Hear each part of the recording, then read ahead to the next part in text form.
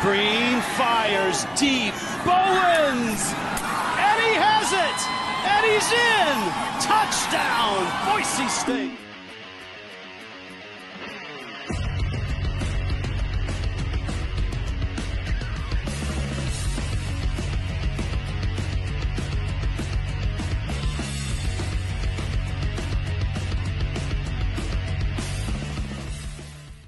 Welcome, Bronco Nation, to another exciting video. Today, we have a Boise State wide receiver who I am sure all of you watched play when he was at Boise State because he only graduated in 2023. So it's great to have a recent Boise State graduate on the channel. We're going to talk about his time at Boise State, some of the great things he did there. But one of the reasons I have him on today is that he's actually launching a new adventure of his own. We're going to go into more in depth at the end of the show today.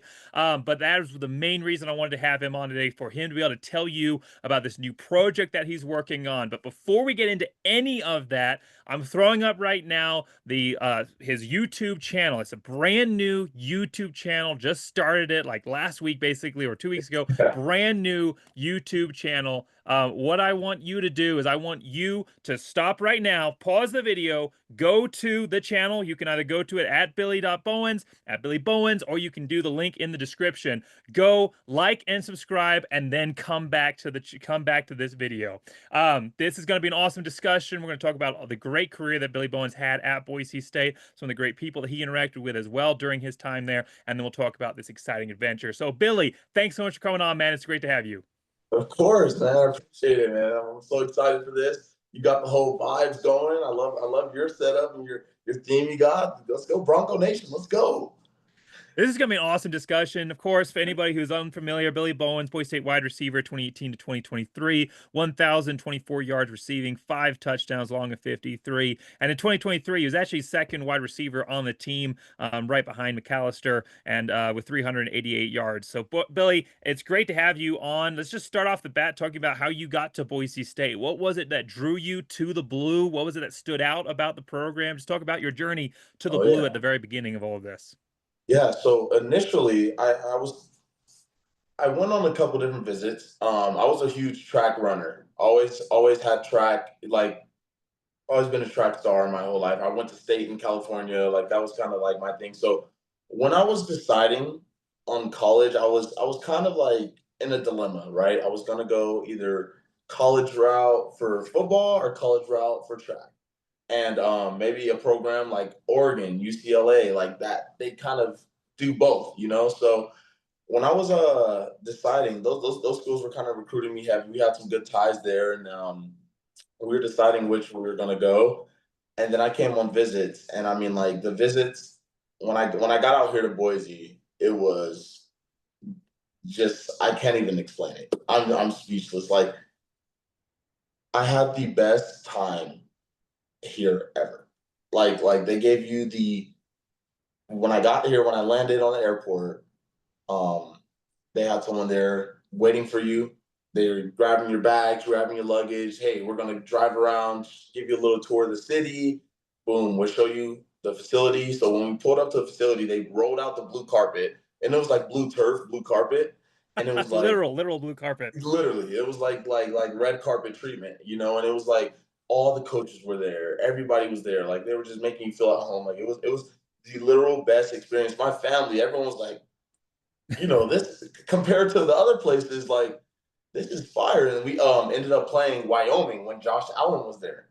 So you know, we saw that game on the Blue. It was Boise State versus Wyoming. Josh Allen was balling out. Wyoming did. We ended up winning. It was a great game. I mean, the vibes were immaculate. It was something, you know, as a football player, you want to be a part of, you know? And I mean, like from the moment I stepped foot in Idaho, leaving, my family was like, yeah, we're going to be Broncos. Like, it's not even like we went to Arizona, we went to different places, we checked it out. And don't get me wrong, like those places are good, like good cities, good vibes. But like for me, I know what I wanted was Boise, Idaho.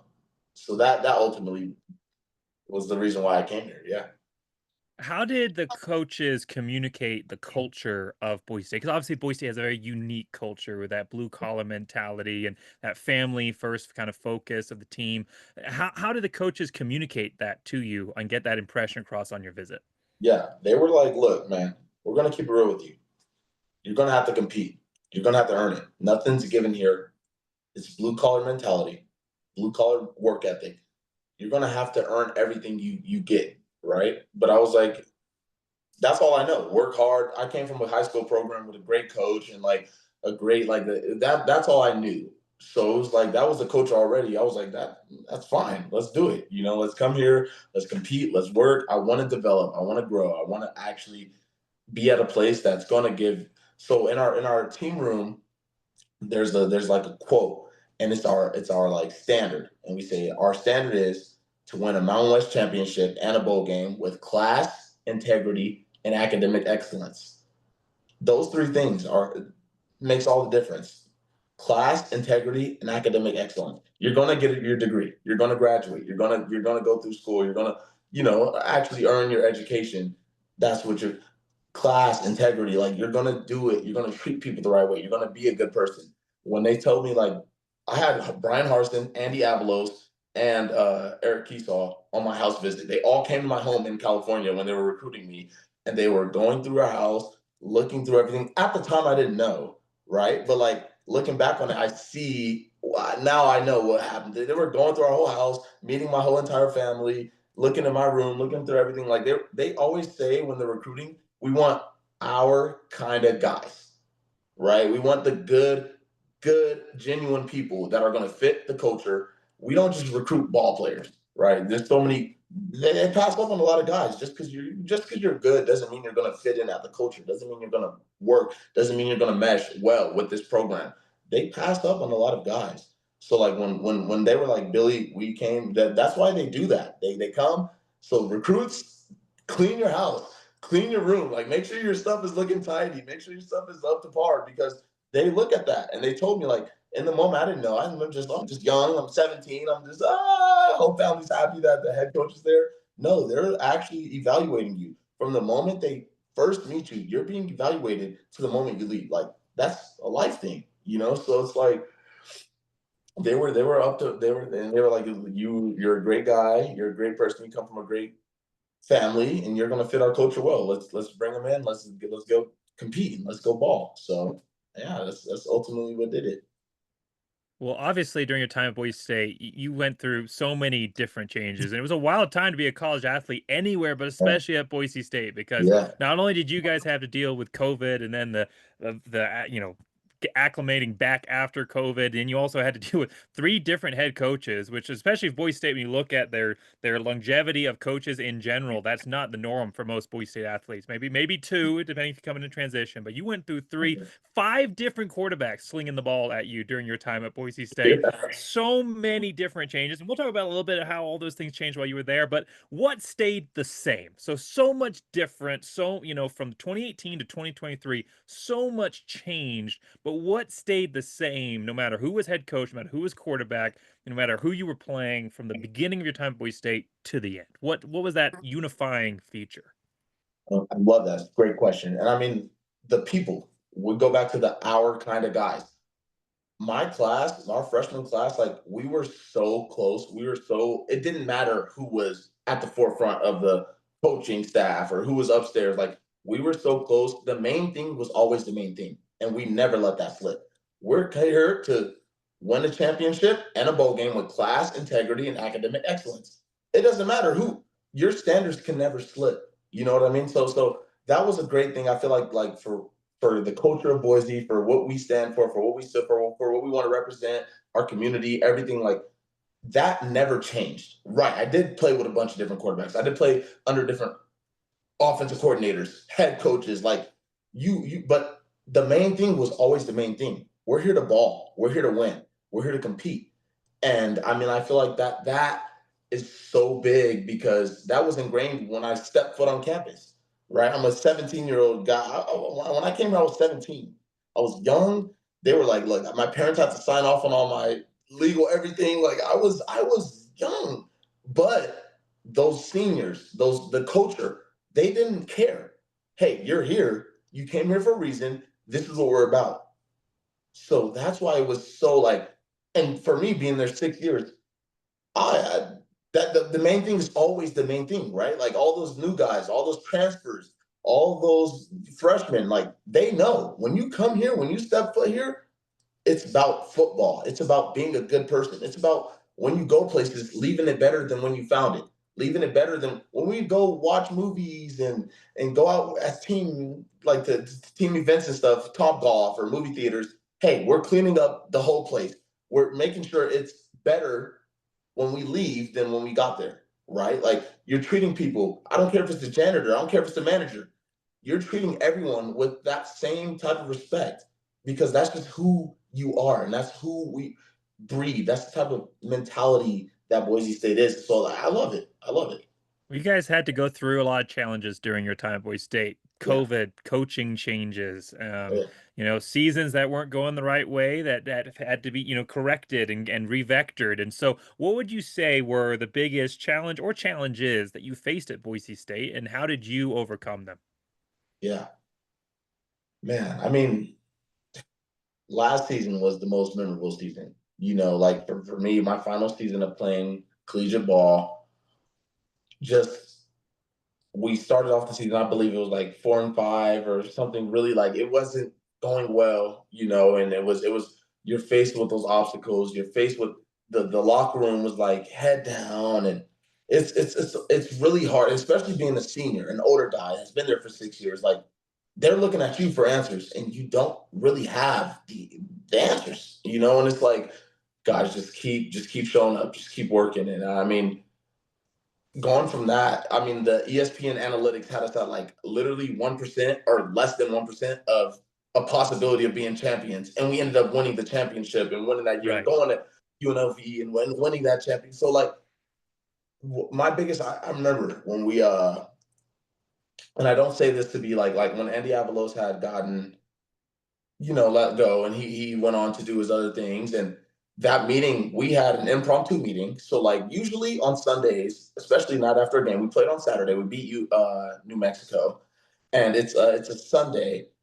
Yeah, usually give you Sundays off. So like you kind of just you go to church, you kind of just go meet with family, anyone that's visiting, do your deal, and then we'll get back up and maybe a team meeting later on the night or going on Sunday, Monday, whatever. We'll see.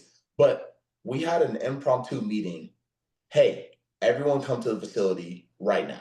I had my sister and my high school quarterback and his family in town. We were going to breakfast. It's 10 a.m. and we get a hey, everyone come to the facility right now. We have a team meeting. We need to. And then I see a headline on ESPN. Hey, Boise State has parted ways with head coach Andy Avalos. So now we're like, and we just won, So we're like, whoa, what's going on? So now we're all, it's like, okay, what's going on? Everyone's rolling in. I mean, phone alarms are going off, messages are going off. When we're in a team meeting, it's locked in. It's no phones. It's like but when that meeting, like everyone's coming in, people got like different outfits. You got the guys that are just waking up, guys that are coming fully dressed from church, guys that are like working, whatever. Like everyone's in different attire. It's crazy. Phone alarms are going off, messages are ringing, everything, and we're like, what's going on? And that's when Coach Av came down. He was like, I love you guys. And gave us his farewell speech. And like, but I'm heading out. And Jeremiah Dickey was in there. He was like, guys, we don't know what's going to happen, but we'll see. I'm going to do my due diligence and work through the process and see. There's a couple different coaches we have in mind, but right now we're just going to like interim head coach Spencer Danielson. And Coach Spencer, I mean, Coach D, loved him. He was the only coach that I was there with when I came and stepped foot as a 17-year-old through my whole entire career. Like he had offers. He had big money offers, places like coming after him. He's great. He was like, I want to be here. I want to be at Boise State. I want to be so pivoting slightly, and I'll come back. But we had a meeting with Jeremiah Dickey. All the leaders of the team that are 13 6-year seniors. We had a meeting with Jeremiah Dickey, and we were like, hey, we know you have a job to do. We love you to death, and you've done an amazing job. But we just want to tell you, like, if you genuinely care about the athletic experience and growing these young individuals into young men, there's nobody we want besides Coach D. Spencer Danielson is your guy. And he was like, I respect that, and I'll do what I do, and I'll take that into consideration. I mean, and every single senior gave their reason why, and it was a long meeting, but it was great. And then we just said, like, look, we know you have a job to do, but if all 13 of these seniors, 6-year guys that, have been here and know what Boise State is about and the culture, Spencer Danielson, we're all about you. 13 for 13, we need him as head coach. So it came out later, and we were so fired up. We were so excited, and we were like, dude, that's awesome. Like that's the greatest thing ever. Greatest thing ever. But going back to the team meeting that day when Coach Av was leaving, yeah, he said his farewell. He left. Mad Dog, and it's actually crazy. Maddox Madsen was walking in as Avalos. So he was at church. He was doing his deal. He missed the whole spill. Like he was coming into the team room as Avalos was leaving. Like Avalos gave his whole spill. Now I'm out. So he leaves the team room, and Madsen comes in, and he's looking around like, what's going on? What just happened? He missed. Everyone's silent. We're all like literally in disbelief. Like, what's going on? Like, so then Coach Danielson goes, does anyone have anything to say? Anyone? He goes, I don't have the answers, but does anyone? And me, I was the first one. I rose my hand. Hey, guys, I just want to say this. As being a 6-year guy, as being a leader, I love you guys to death, but don't let this opportunity slip. If anything, opponents are going to look in and see this as a chink in the armor. They're going to see us as, oh, the head coach is gone. Like, this is when we're on the verge. Like, we just got light. We just won. Fresno or San Jose, it was something crazy going on. We had light, like we had hope of possibly playing in the championship. I was telling everyone, hey, in front of everyone, we had admin in there, the whole team. Guys, I love you guys to death, but hey, don't see this as an opportunity to go, oh, I'm going to do my own thing now. Now I'm going to veer off path. Now I'm going to do what I want to do. No, I told everyone, if that's what you're doing, get out, leave. We don't need you here. If anything, we need to grab each other tighter, grab each other closer, and come together, because we have an opportunity of a lifetime here. And we have a chance at our goal, which is written up. You guys see that every day. We come in here every day, and we're not letting that slip. So now that's happened, teams are going to look at us as opportunity, as weakness. Oh, they lost their head coach. They lost there's a chink in the armor now. They see weakness. They see, wait, we can knock Boise State off that pedestal. No, I told everyone, freshman or senior, I don't care. If you need someone to talk to, call me. If you need someone to hang out, come to my house. I sent my address. Everyone knows where we live. Come here. But we need to grab each other. We need to come closer, because we have an opportunity to do something special, and we're not going to let that go. We're not going to let that slip. I know Andy will be all right. I know Coach Av will be all right. Trust me, we'll take care of him. Don't worry about that. Like me and the Coach Av I told you, he was at my house visit when I was a freshman. Me and him had a great relationship forever. I told him, don't worry about that. Him, his family, his wife, his kids, they're going to be fine. But right now, we got to lock in. We got to lock in. And I told him. So I told him, I was like, hey. And Coach Danielson was like, Coach D was like, thank you, Billy. That's great. I mean, I couldn't have said it better. Like, look, yeah, let's go. And I had everyone like, because that's what we're about. We have a really, really, really small opportunity to do something really big. And I mean, like, and that's just speaking on the culture for everyone, for all the guys. So that I think that really set the tone for us. Coach D was like, guys, just give me 3 weeks. Really 2 weeks. Give me 2 weeks. We got Utah State at their place, and then we have Air Force at our place. If we win those 2 games, if you guys lock in and trust me, he goes, I've never been a head coach. I don't know. Being vulnerable and being honest he goes, I don't know what this next, I don't know, guys. We're going to be up there. We're going to work this through, but I do know one thing. I love you guys, and you guys love me, and we love each other. And all that matters is that what we got in this room right now is all we got is all we need. Anything else, let it out. Eliminate the outside noise. We're not worried about anything else that anyone's saying. There's going to be a lot of critics. There's going to be a lot of this, that. Who cares? Guys, we know what we got in this room. And we said it at the beginning of the year. We have the best team in this conference on the West Coast. We don't care. It's here. Let's go do what we set out to do at the beginning of the year. And it was great. I'm sure you've been part of some great locker room celebrations, but I've got to imagine after that speech and after that turnaround, the UNLV Mountain West Championship game, after that matchup, can you describe what that was like? I mean, the euphoria of emotion release after what all, like you said, everything you just said. And I mean, I've got goosebumps right now. That was so inspiring, but I'm sure the rest of the team did too. But you know, from that point to where you ended up going from being on track, like you said, towards a point where you might have had one of the worst records since 1997, to a point where not only did you not do that, but you ended up winning the Mountain West for the first time since 2019. Can you talk about what that feeling was like when you're standing on the field or in the locker room afterwards, just looking back on everything you've been through? And I mean, you hit it right on the head. Like when we got to Vegas, so we were staying in the casino, and we're at their home. We're in enemy territory, as we say. Right. So when we're on the road, we're in the casino. There's all these UNLV fans. They're chirping us as we're walking in. Right, like our whole team is coming in to the casino. You guys suck, like UNLV, rebels, or you guys are gonna get your butts kicked, like, and that just fuels the fire, like it's just like we're all fired up. We're walking through we're driving, there's fans booing us and flipping us off, giving us the bird, like we're like, dude, like it's deep. Like they actually were like, we're gonna win. Like the one guy was like, I got $1,000 on UNLV, and like. And Markel Reed, I'll never forget. He was like, "You about to lose your money?" Like I'm like grabbing him, like, bro, chill. Like, but it's like it's just raising the stakes and everything is like, I don't know. We're like, yeah, like this is why we signed up to come here. Like going back to your point and to your question of why you come to Boise State. This is why.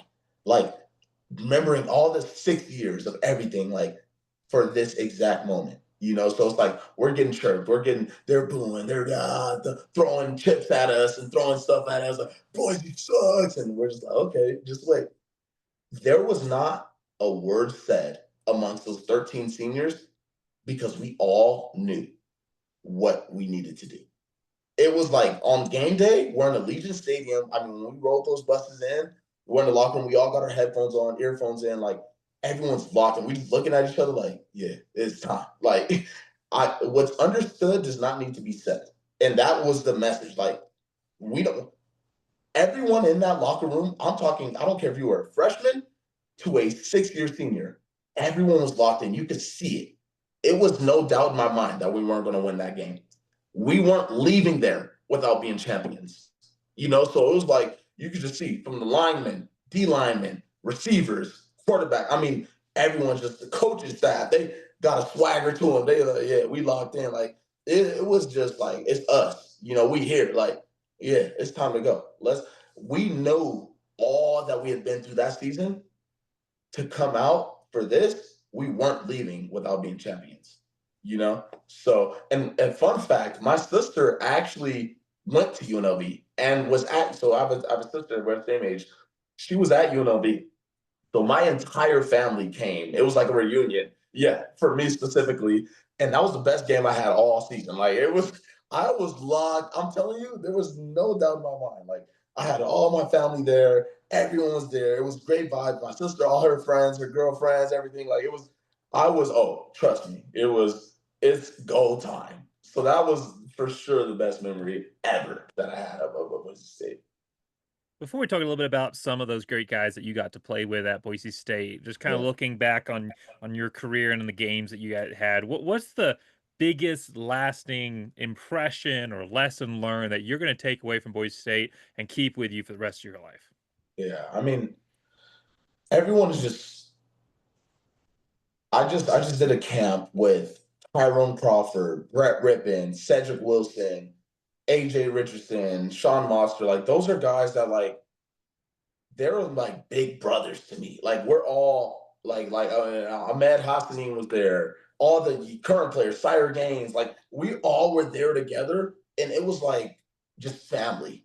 And it was like, this is why, I know I keep saying it, and I know it sounds cliche, but like it was just love from head to toe. Like it was like I just did a camp with Khalil Shakir. That's my literal best friend. I talk to him every day. Like we have a Snapchat streak. That's I don't even know how long it is, but like that's my brother. Like it's just love. Like there's no one and no one that like that gets overlooked, that gets overshadowed. I'm out here in right now. I'm currently in Utah, and I'm talking to some other Utah Boise State guys that live out here. I'm staying with one of my best friends, Colton. Like it's just like everyone is so tight knit. The family, the culture, like when you go through those things, you have no choice but to be close with those people. Like I trust that person. I literally trust that person to make life decisions for me. I trust that person with my life, with my wife, with my kids, etc. Who cares? Like that's my brother. That's my big brother, little brother. I know what he's about. So I like that. So just being a part of Boise State, like that culture, that brand, like it means a lot to me, and like to everyone. And my family is all on board. They got flags, they got it on stickers, and I've given them so much gear throughout the time. My little brothers, they're playing ball. Like they're the Boise State, they're repping the brand. Like it's like that carries so much weight and it means so much to me, especially being a Sixer guy. I had opportunities to leave. I was in a dilemma when I was a fifth year, fourth year, like teams calling for me, OCs calling for me, like, hey, let's get you here. Let's do like, and it was like, I love you guys to death, but I have to be here. I want to take the money. I want to do NIL. That's when I opened up transfer portal. That's when I opened up.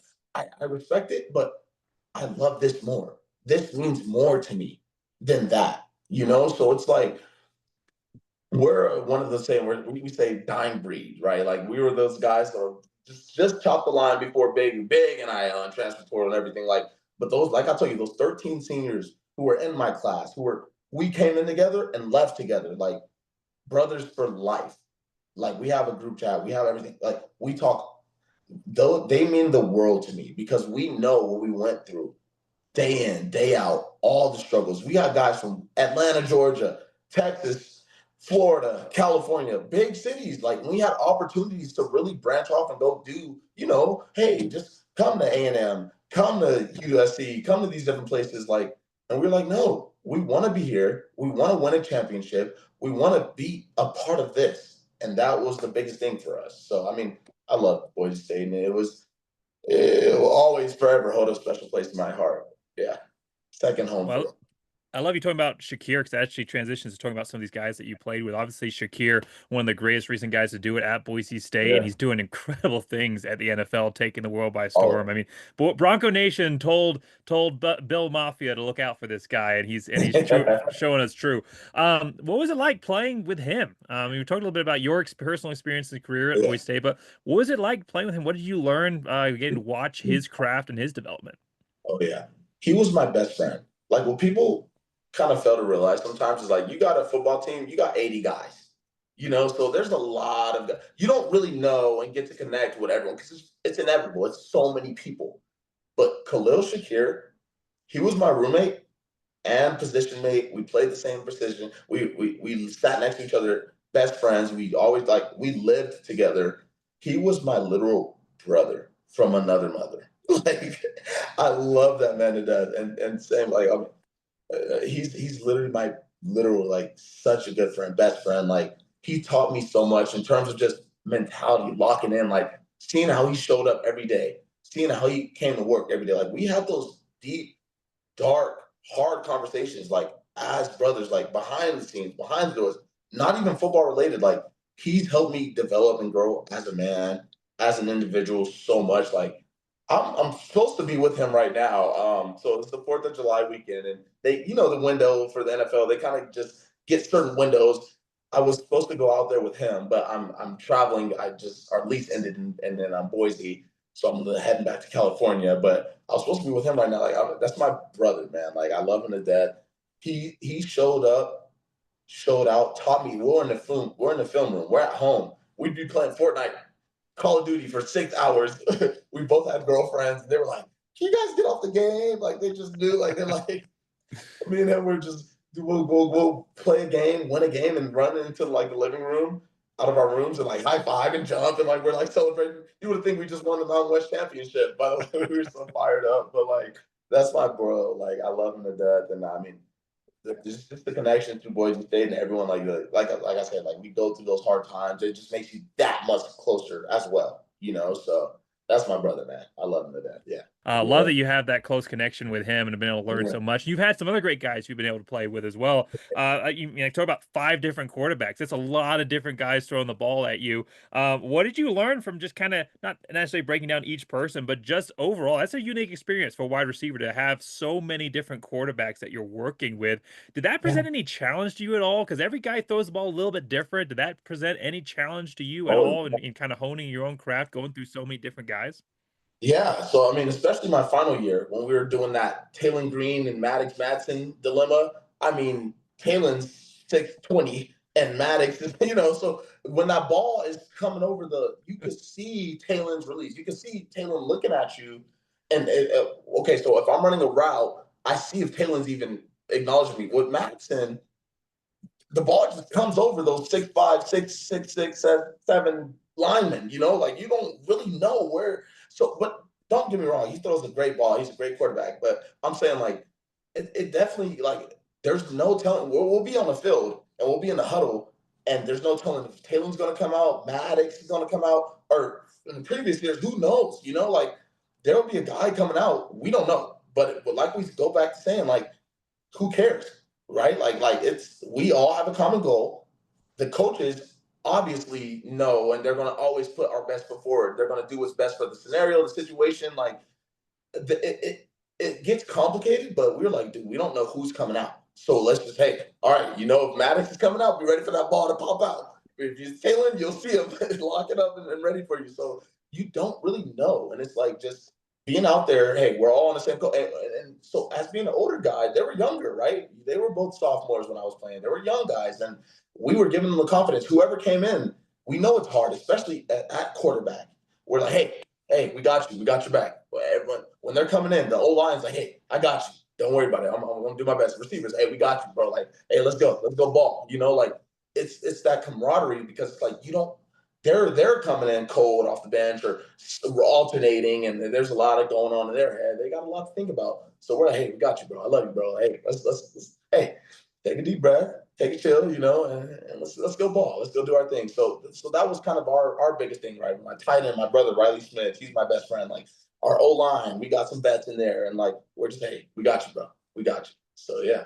Final question on the guys you play with. You mentioned Ashton Jeanty, and everything that he did this last season, obviously year after you graduate, but he was doing great things before that. E2 2023 was a real breakout year for him.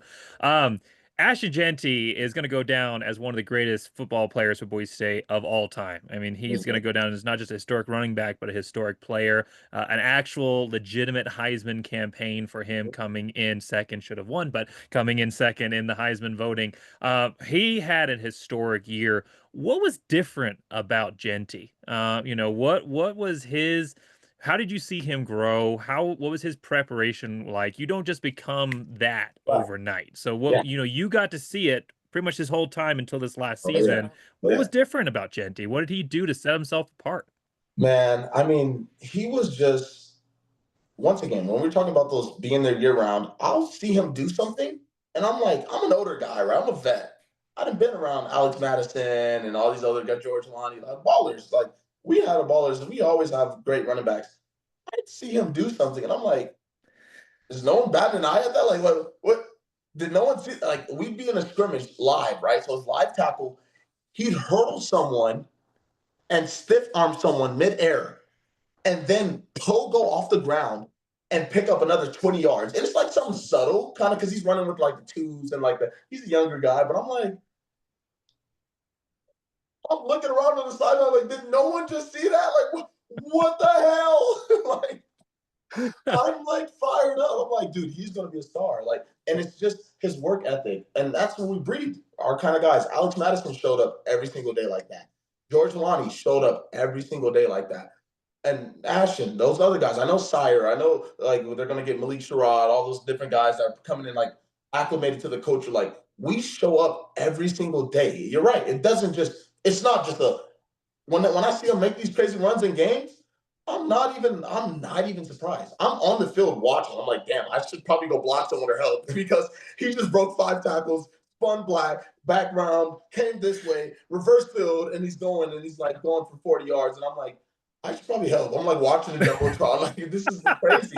I'm getting like a 3D view of it, but it's like, but he shows up. I'm saying I've seen it in the scrimmages. I've seen it in practices, our live preparation periods. Like, I wasn't surprised, and he made a crazy, tremendous jump, and I wasn't surprised because his work ethic, his mentality, like he would talk to George Lonnie, those guys, like they instilled that mentality, like we talked about that mentality, our kind of guys, that blue collar. We gotta outwork everyone. I don't care how good you are. I don't care how good you think you are. Who cares? You got to show up to film. You got to show up to practice. You got to show up in the summer. You got to put in that overtime on your breaks, your spring break, and in your summer times and your 4th of July's where you think you have time to. You got to just go grab something extra. Just trying to find that 1%. We watched the documentary as a team of the New England Patriots with Tom Brady and Gronk, and they're talking about like being the edgers and those guys that always find something to just grab, and like that's the mentality at Boise State. You are that kind of underdog, but that big bro at the same time. You got to have that mentality. Like, they're here because of us, but also they don't think we can do it. They don't think we have the caliber. They don't think we have the guys, the talent. Like, and so bringing all that together for Ashton, I mean, he balled out, and I mean, he's such a great person. We'll be in the weight room. He's lifting more than the lineman. I'm like, what? They're blocking for you, like. And like, but that brings that competitive nature up. That brings that competition up. It raises the bar. I'm like, I need to throw more on my back. Everybody's like, like it's like Talon and Madsen and everyone is like, we're like, dude, we gotta raise it. So like, just being around that, it helps you. And me and him, we're racing each other in the summers. We're racing. I was the guy that had the biggest broad, had the biggest vert. He's chasing me. He's seeing how I showed up, how I worked. Like that mentality of me, like. I told him, I don't care how good you think you are. I don't care who you think you are. I'm a big bro. I always give it to him like, bro, like, I don't care. You better work. And it was easy with him because he did have that mentality. He did have that drive, that he always working forever. So it's like, I'm not surprised to see that leap he made and who he's become because I've seen it when he stepped foot as a 17-year-old, as an 18-year-old. I'm like, that guy's going to be special. He's got it. Yeah. Well, you got to work with some great guys at Boise State. You got to have a great career at Boise State and see so many historic things happen for the program and really set themselves off on this high trajectory. And now you also are setting yourself off on your own trajectory now. There was obviously, you talk about it in your video. Football was the dream, combine, NFL, that kind of thing was a dream. Oh, yeah. And then life interfered and you got redirected, another challenge, another roadblock. But what I love, you said it in your video, you said, when that happens, when life knocks you down, you have the choice to stay down or get back up. Paraphrase you a little bit. And that's just life. And you have chosen to get back up and keep fighting, keep doing stuff. So let's talk about that. Let's talk about this new adventure for you. Obviously, the YouTube channel is part of that. Talk to us about what it is that Billy Bowens is doing, as Jeremiah Dickey would like to say, hashtag what's next for Billy Bowens. For sure. Yeah, I mean, I've always been passionate about all these other things. Like I've always been a big fan of vlogging, YouTube videos, of media content. I've always been a fan of music. I have music coming out. So I'm posting a video this week and I'll start sending some snippets out. But I've always enjoyed and loved these things. These have always been things that have been dear to my heart. I've always pushed those to the side though, because it's like football is priority. So like, I always push those things to the side, but now that football's kind of done for me and they were giving me opportunities to go play overseas and different things. I was like, I want to explore these kind of more dear things to me, right? Like I've given football enough time in my life, devoted so much to it. I kind of want to just do me now.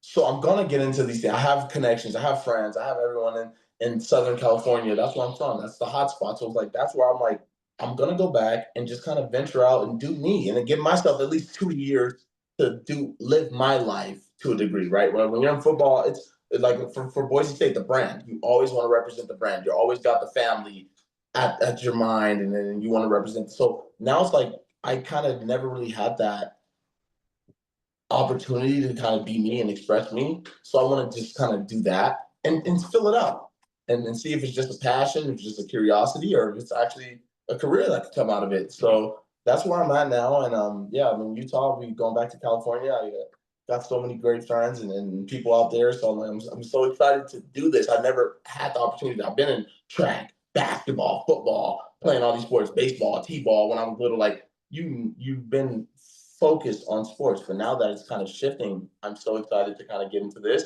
And yeah, I'm gonna be documenting everything. So just having fun with it, and just seeing where it goes. What can fans expect to see on the channel? What's the kind of content? What's your niche? What can fans expect to see? Yeah, for sure. I want them to know, like, I'm a regular person. Athletes are regular people, right? Like we're all so much relatable, so much more in common than you think. Like we get put on these pedestals and we get put on these platforms, and it's just like we're all such, like when I was with Khalil Shakir, seeing Josh Allen, all those guys, like they're good people, they're genuine, they're just one of the boys like us. Like that's my best friend. He's a star in everyone's eyes, and to me still. But it's like Ashton Jeanty, like he'll be the first one to sit down with you and crack some jokes, play some video games, just hang out. Like we're all just genuine people, and I want people to see that side of it. And also with my connections I've made, give them the behind the scenes of me hanging out with Khalil Shakir, me hanging out with Ashton Jeanty, me hanging out with my best friend Cole, like my boys and everyone, just venturing out, like seeing how it goes and where it goes. And like that's kind of what you can expect and have entertainment, but also give some. I'm going to sit down with people sometimes and just do a vlog of just me talking about this stuff. Like I love this stuff. I love connecting with people like you, like great people. Like there's so much more to life and everything. And it's like that's what I do want to do. I want to go see it through. I want to go pursue that. So that's what you can expect on the channel.